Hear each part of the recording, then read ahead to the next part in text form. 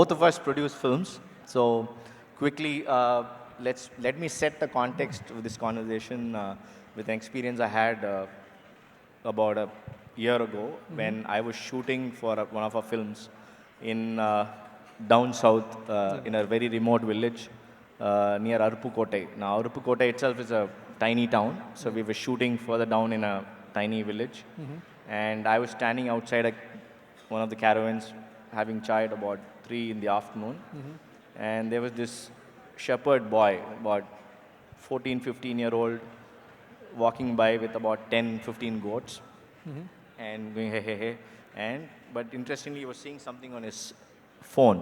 Right. So he was watching a video while, herding the goats. Right. And I was thinking he's watching some silly video on YouTube. Right. So I called him and said, Tambi, va, kuda tea kudi. And I was curious. Right. To my surprise or shock, he was watching Money Heist. Oh my God. Okay. And he actually could have a conversation with me about the entire seasons of Money Heist, which actor he likes, which character he likes. And he had seen Breaking Bad, he had seen pretty much the works, right? So what I realized then was the aspiration levels of people today are very high thanks to the internet reach, right? He might be in a remote village, he might probably even not have his next meal. But thanks to 4G, he's exposed to. So what you see is the future of content that we are building in India, because all of these people are exposed to international content. Korean dramas are everywhere now. So where do we see this, taking us in terms of building content? I think, see, if we were to sort of draw a corollary, right? Like we are consuming very authentic Korean content or very authentic European content in Tamil Nadu.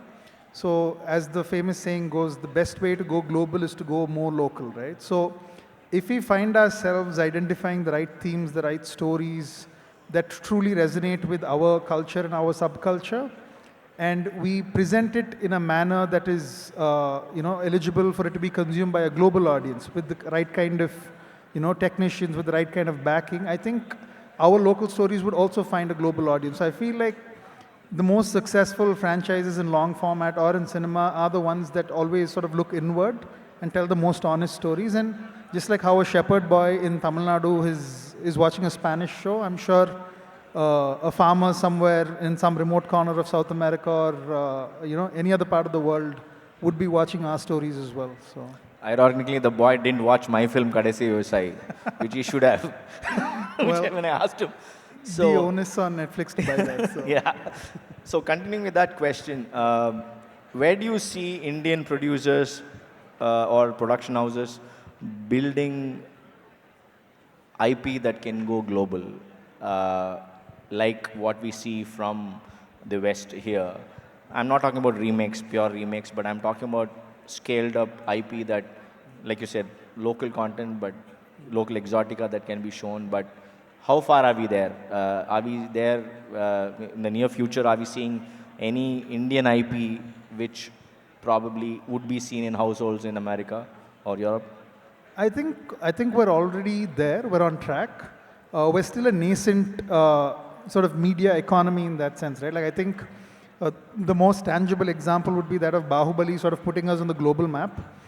I think it was the first film that really broke national barriers, and it even translated very well overseas, right? It was being consumed voraciously in Japan, in Europe, and so on.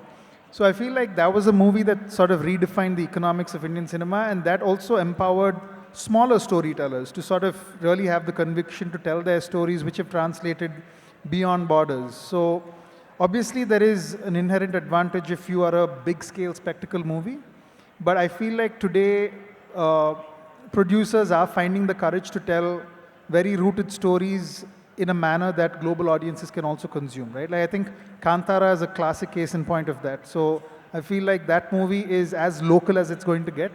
It's about a very, it's a subculture film, but it's managed to find an audience that goes far beyond its geography. So. Yeah, I just heard, in fact, that Narasimha is doing extremely well in Russia. Exactly. So we are limited by what we are seeing in our immediate periphery, but God alone knows where these IPs from India are being consumed. Because if we had access to the OTT data in terms of where the viewership is coming from, I'm sure it'll throw a very interesting pattern of consumption that way. So.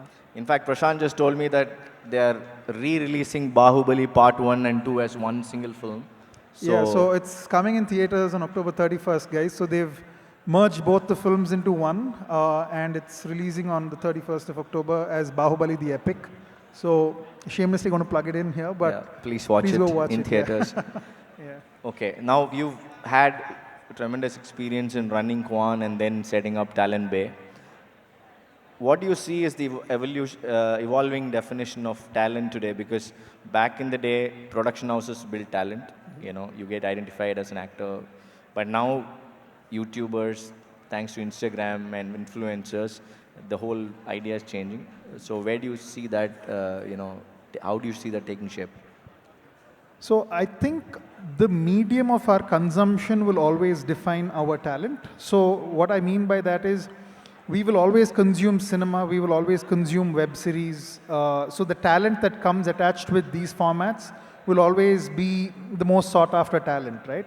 But having said that, today people are also consuming reels. They're consuming, content made by individual content creators, and they are also becoming very recognized, popular pop culture figures today. So I feel like as long as there are new and evolving mediums of content, the people involved in that will obviously will be noticed as talented individuals, and companies like South Bay will be in the business of always representing good talent. So that could be talent coming from the movie industry, that could be talent coming from the individual content creator space as well. So, got it.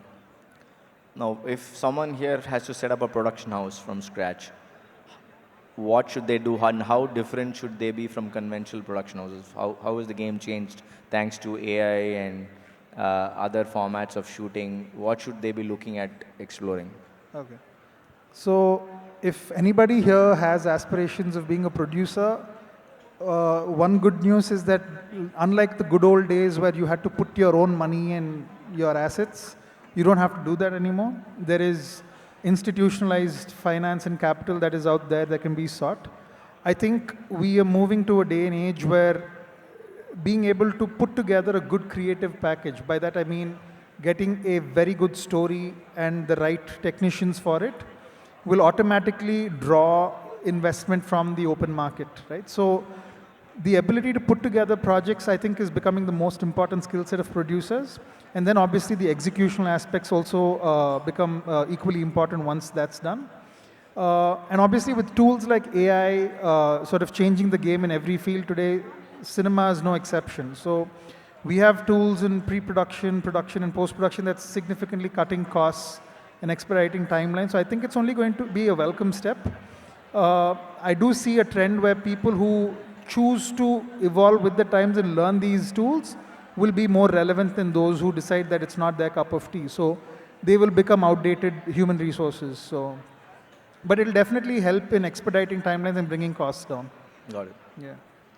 Okay, we are at a startup summit, so a couple of startup-related questions before we wind up. Sure. As a media tech investor, you've been investing in media tech companies. What do you look for in media tech entrepreneurs, or if people here want to become media tech entrepreneurs, what do you want them to work on in terms of trends? What is the need for the industry that they should focus on? I think it's very important to understand the value chain, and in the value chain you will find some gaps. And fortunately, India is a very large market, so even the ability to garner even a small percentage of that market as a customer base would be hugely profitable. So it would be important to understand the value chain in the overall process of filmmaking or any kind of media activity. And to be able to plug in those small gaps is where a startup can keep that as a starting point, I would say. Obviously, you scale up. If you're able to prove a concept and then you're able to scale up, then you can sort of pivot into other industry or other services as well. But I think there are, like for example, there are companies that are now starting to understand that there are pain points in pre-production. So they will address specifically pre-production related points. There are startups in the AR and VR space which feels like making the viewing experience more immersive is a niche area that they want to address, right? So it's about identifying those niches and then specializing in that and then eventually becoming more generic, I would say. Okay, because cinema is a very niche industry, right? People in the business know how it works, Right, which means they know the pain points. right. But people who are in tech, who are building tech with AI, might not be able to understand the I pain think people in points. cinema are also the most approachable people. So if you guys want some insight, please come talk to us and we're Yeah, I happy mean, to yeah, share. media Yeah, tech founders or yeah, people who want to build something yeah. in AI or tech, I mean, feel Yeah, if you free. guys want to It's understand how the value chain works, we're happy to sort of, both Samir and I are happy to throw some light on that. And you guys can tell us how technology can be incorporated in that sense. in fact, I was desperately hunting for some people. We just set up our first cohort in Vidai. We have 10 startups, but I was not able to find one media tech company or a founder. So if someone's around in the crowd or somewhere here, please do reach out. We would be glad to look at you, maybe write a check if Yeah, it makes sense if happy you're to. solving a problem for Happy us. Yeah, any closing remark because we have to. 3 minutes left.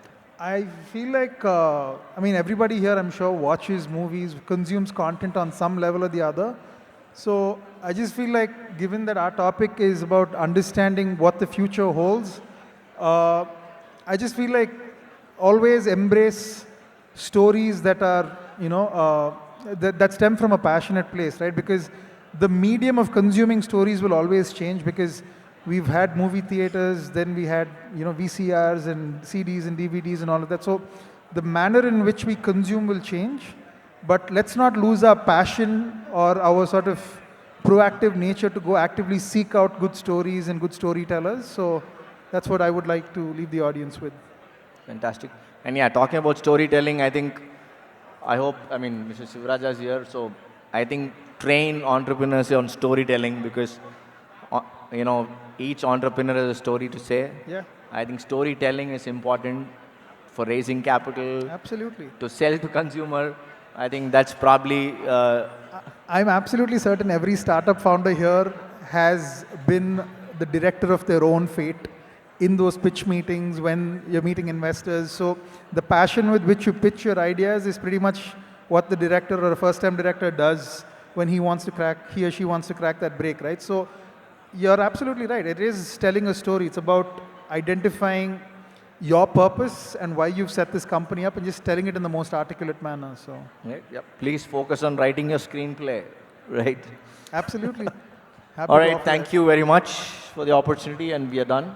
Thank you. Thank you. Thanks, Thank you, Prasanth. everyone.